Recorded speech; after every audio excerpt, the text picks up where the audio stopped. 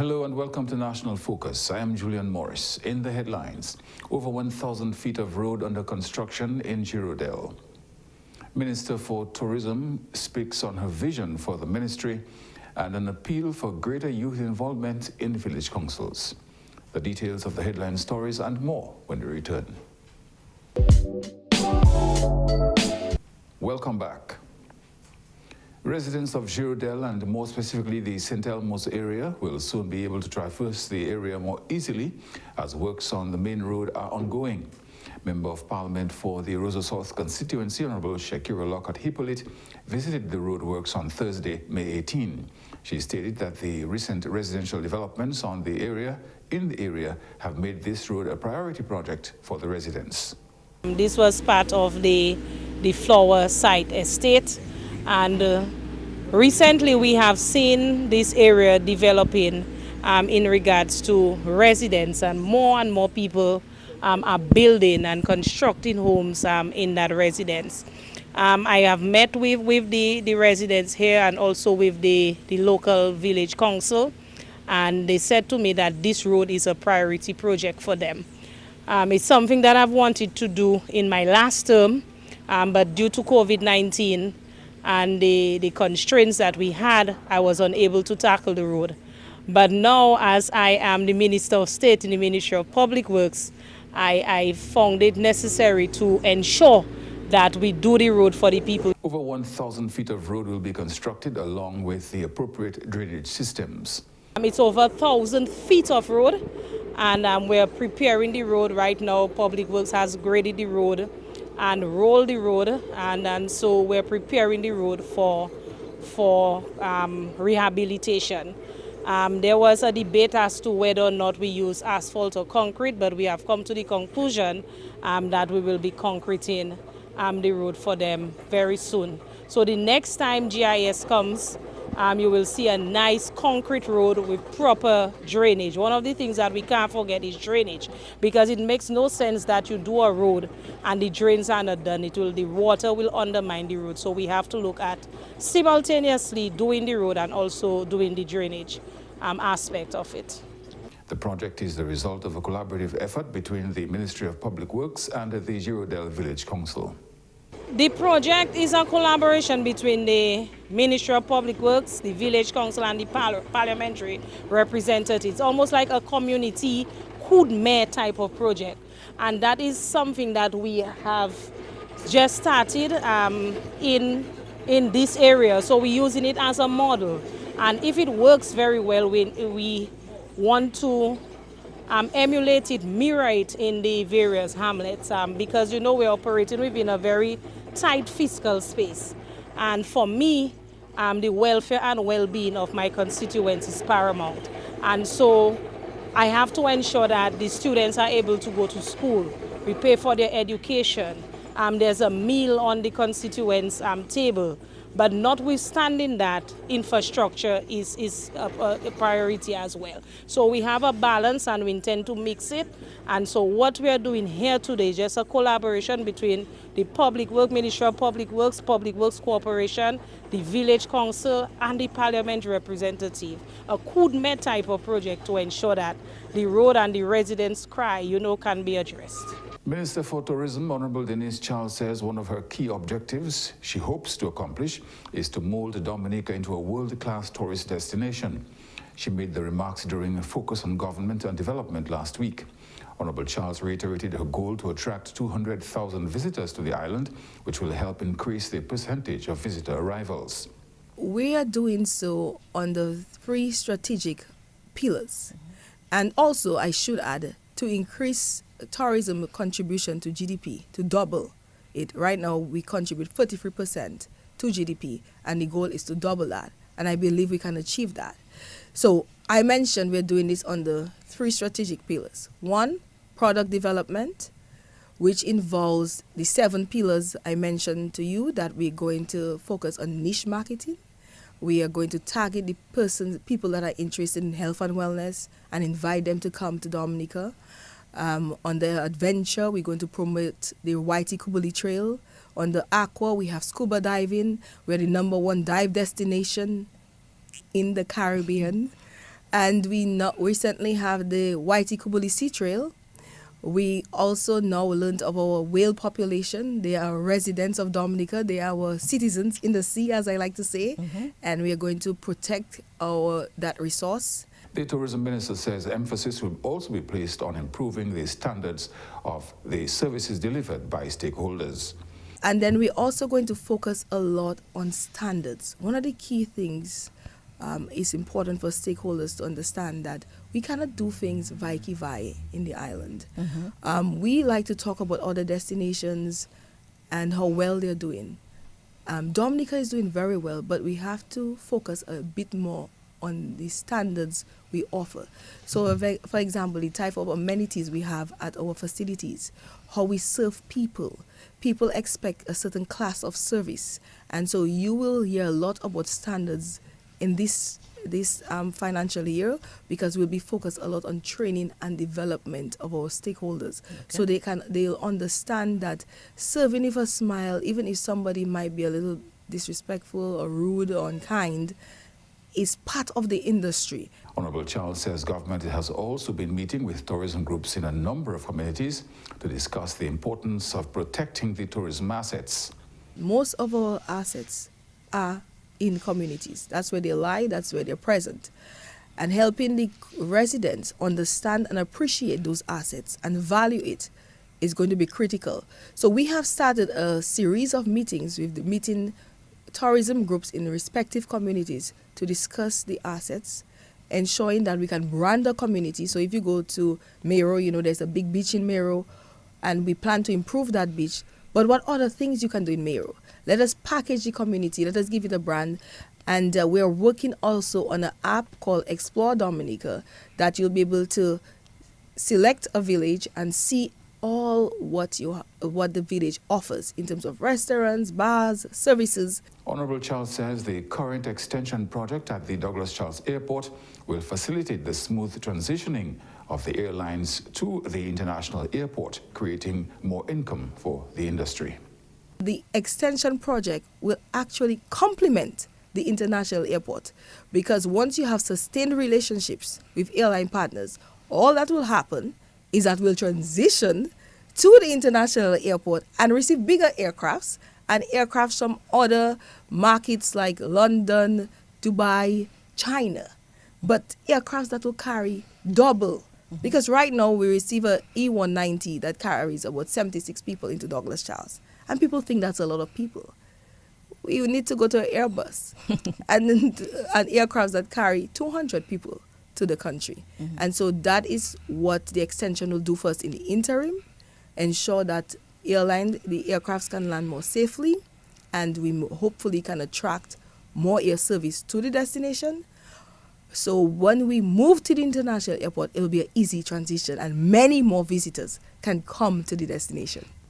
An appeal to the youth in Grand Bay to increase their participation in the village council.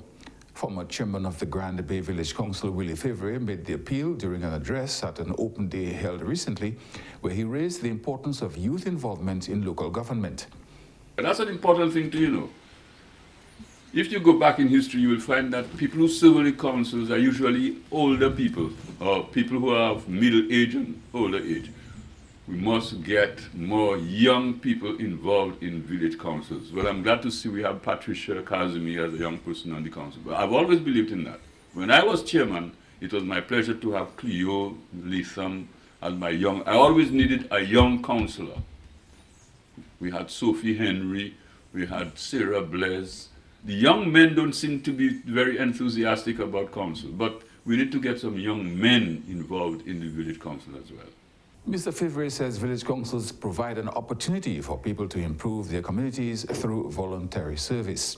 He believes volunteerism is becoming a rarity and wishes to see it return. The Grand Bay Village Council has done a lot, but it could not have happened by only the 8 councillors.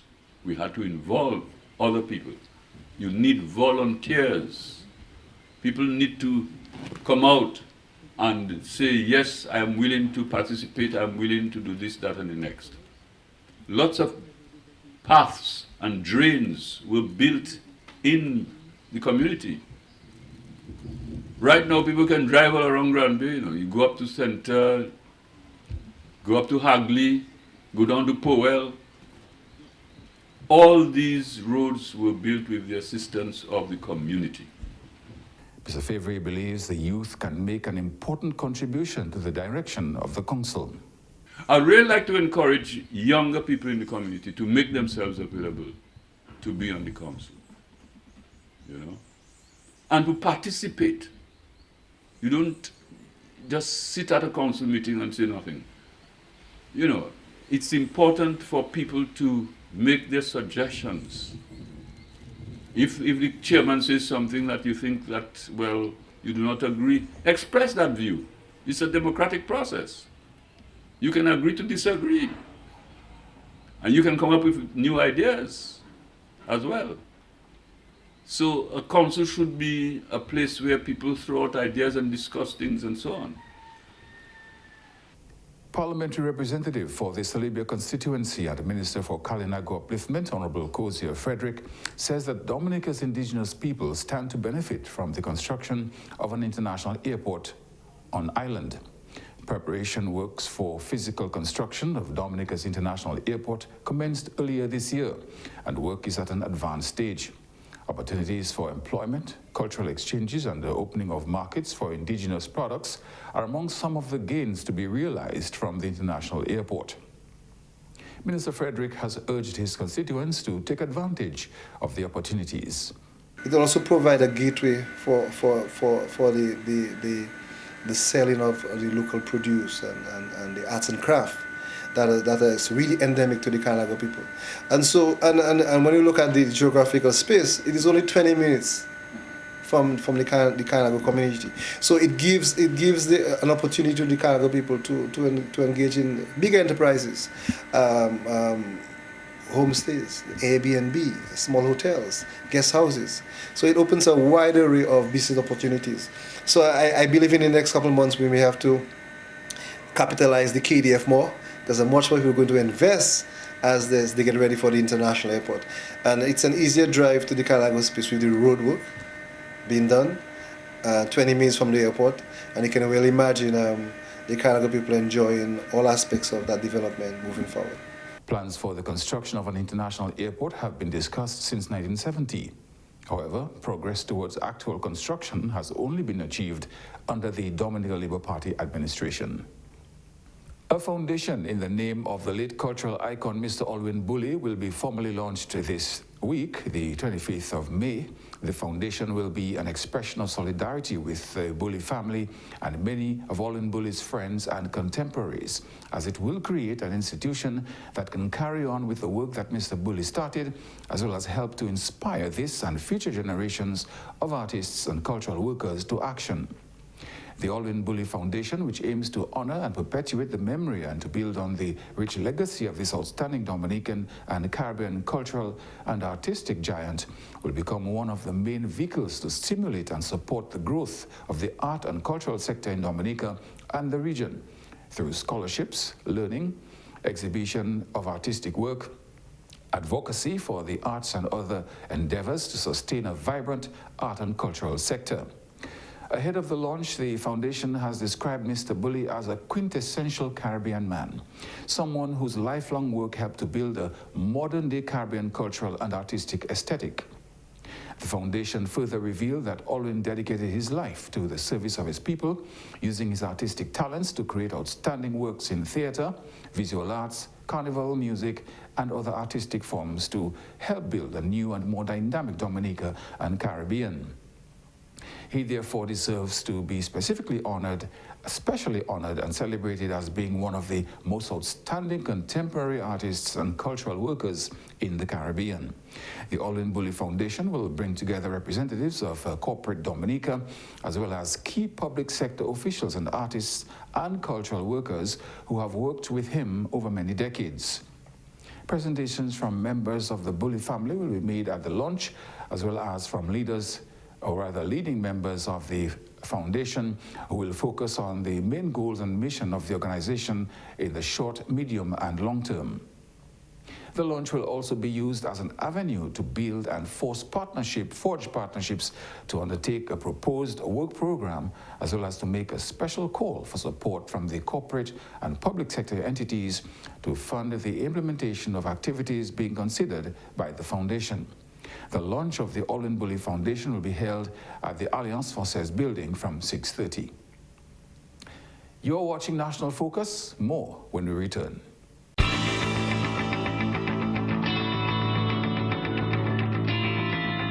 Welcome back. In further support of the White Potato Program in Dominica, World University Service of Canada, WUSC, has supplied steel crates to the white potato farmers. The White Potato Program initially started after Hurricane David in the 1980s, as it was a reliable commodity. Minister for Agriculture, Fisheries and the Blue and Green Economy, Honorable Roland Royer, says that potatoes have become increasingly relevant following the passage of Hurricane Maria. Minister Royer says government has provided key support to farmers for land preparation through the Division of Agriculture. The government has made a concerted effort to provide support to the farming community involved in potato production this season. Through the Division of Agriculture, farmers were provided support for land preparation, one of the most limiting factors that can negatively affect the crop. Special commendation to the combined efforts of DEXIA staff, particularly Mr. Cliff Sergeant, and the Division Extension staff, particularly Mr. Brent Sims and the Southern Agricultural Region Extension team, and of course, Deborah Williams, the National Coordinator for Program, for the tremendous attention provided to encouraging and supporting farmers this season. He says continuous interagency coordination is integral for a successful potato program. He stressed the importance, or rather the important role that DEXIA plays in agricultural production. Minister Royer commended the Division of Agriculture for the substantial growth this planting season. A total of 60 acres from the distribution of 1,750 bags, or that is 39,954 kilograms of seed material, was established throughout the participation of 180 farmers for the 2022-2023 planting season. This is a significant increase compared to the 2021-2022 season, where we saw the establishment of 35 acres among 120 farmers. So the ministry and DEXIA must be applauded for this significant increase. Meanwhile, Director of WUSC, Mr. Doug Graham, says the donation of crates will improve the efficiency of our white potato farms. The aim of the sustainable agriculture in the Caribbean, very briefly, is essentially can be wrapped up by saying that what we're trying to do is to support small-scale farmers, particularly women and youth, but also men, to increase their productivity, to get more engaged in market systems in the agricultural sector, and to increase their income.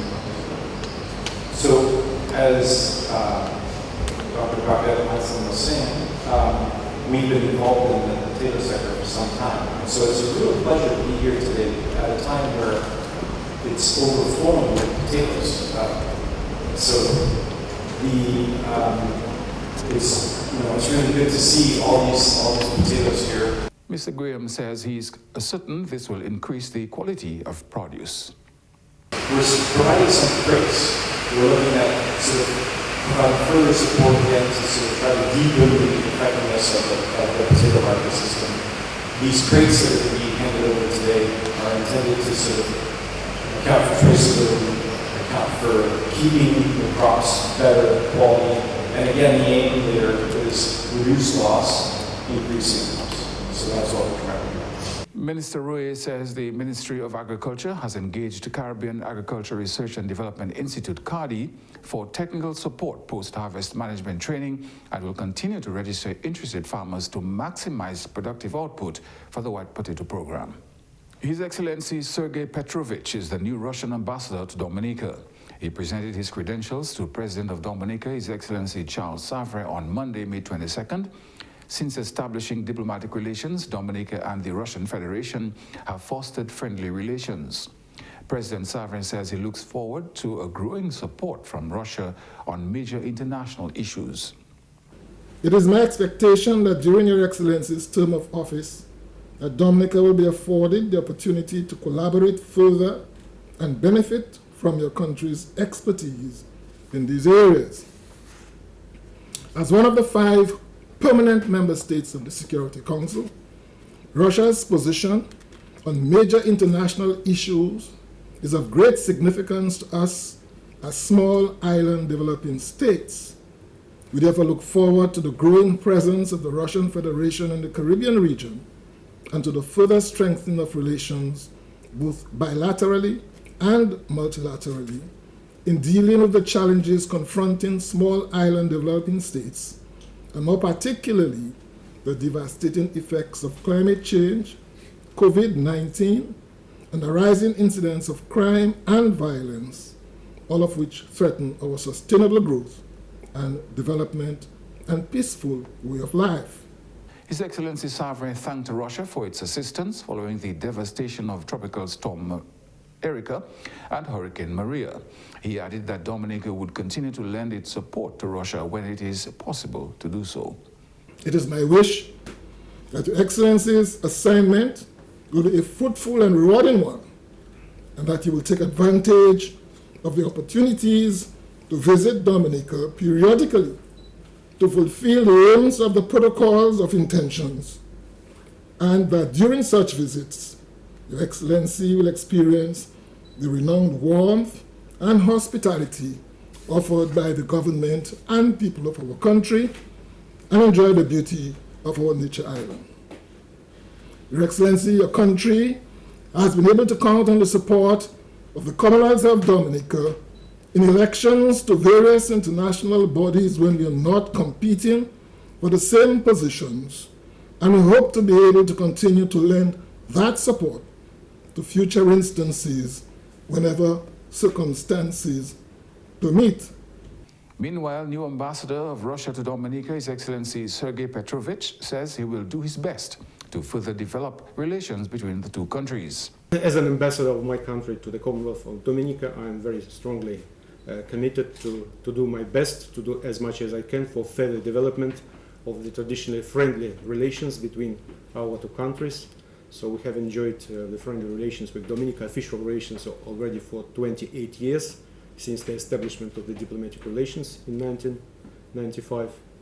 And so I think we have a good potential for development of our bilateral relations in different spheres like trade, economic, investment, tourism, culture, and particularly education, and many others. Dominica and Russia first established diplomatic relations in 1995. CEO of International Airport Development Company Project, Mr. Samuel Johnson, says discussions on the testing of the airport site continues as government is seeking to build a world-class international airport. Mr. Johnson says one major area that the developers, the China Railway No. 5 Engineering Group Company Limited, or CR5, looked at closely was the compatibility of the airport material. One of the areas that the contracting firm wanted to be doubly sure about was the compactability of the material, because in some of the areas, as you can appreciate, we'll be cutting tops of hills and filling valleys. So, and in some areas there will be very tall slopes that we want to ensure, well, what's the gradient, how do we stabilize to ensure that there's no slope failure. So testing to determine how best to work with the material on site and what additional materials would have to be brought on site if required. Mr. Johnson says it is not an unusual approach for such tests to be conducted at an airport site. The last geotech study that was done for the last airport, I think, had about 24, 25 boreholes done with 6 trial pits. So the testing there was, and they were able to provide some insights in there. So we're orders of magnitude, 7 or 8 times what the last completed geotech study tested. Mm-hmm. So It really is, and I think that is not to knock the last studies. You have procedures changing, you have requirements, regulations changing all the time, but it just gives you a sense as to the order of magnitude in terms of the level of work that's ongoing right now. 3 firms, namely Ocean Carib, Applied Technology and Management, and the JFK Engineering, also conducted an environmental impact assessment at the airport site. They did, I must say, a very exhaustive, on-the-ground, in all nooks and crannies, field survey, to get an appreciation for the natural environment, looking for endemic species of plants or animals, looking at the various water catchment and waterways, and really that is to be able to inform the project as to and make recommendations to the project as to how to minimize potential negative impacts. Restoration of the on-field lighting at the Windsor Park Sports Stadium is progressing satisfactorily. Minister with responsibility for sports, Honorable Oscar George, says Dominica stands to benefit from the increased opportunities for international sporting activities at the Windsor Park once the project is complete. In the past, we have missed a lot of opportunities because of the absence of lighting. No fault of us, Mario destroyed the poles and stuff. So we're looking at building more resilient lighting, for one, to ensure that if another Mario comes, God forbid, that the poles do not topple over. And of course, the other aspect, which is even more important, is to ensure that it meets the standards set by ICC for cricket. There are certain things that you have to expect from lighting, in terms of positioning, in terms of how bright, in terms of angles. All these things are important when it comes to lights and attracting games. So we signed this contract for the first phase. This is ongoing very nicely. It involves the underlining or undergrounding of all the electrical ducts and wires. This has been done. Of course, we have to construct the foundation for the poles to sit on, and this is where we will be by the test match. The foundation is expected to be up, and following the test match, we can then secure the poles and install the poles. The 2024 International Cricket Council Men's T20 World Cup is scheduled to be played in the Caribbean in June next year. Minister George says proper lighting at Windsor Park will put Dominica in a strong position to host matches. He is hoping that the project will be completed in the near future. Obviously, we would like to have this done as soon as possible. The poles are coming from far. There's always some challenges in terms of procurement and stuff like that. But nevertheless, we will get it done. It's important for us to have that done, and especially as there's talk of a potential World Cup next year in the Caribbean. So it's very important for us, and I think it's very timely that we start this project this year. It will give us enough time to test the lights and stuff like that ahead of the World Cup. So far the project is going very well. There's a few setbacks, but nothing that we can't handle. In January of this year, a $2.4 million contract was signed with C&J Electrical Services for the rehabilitation of lights at the Windsor Park Sports Stadium. The project includes the dismantling of existing light towers, demolition of existing reinforced concrete tower footings, construction of new concrete trenches, and the concrete distribution boxes, as well as construction of 6 new reinforced concrete tower bases. And that's all for this edition of National Focus. Be sure to follow GIS Dominica on Facebook, YouTube, and on Twitter. You can also drop us an email at gis@dominica.gov.dm. From all of us here on the GIS News Production team, I am Julian Morris. Thank you for watching.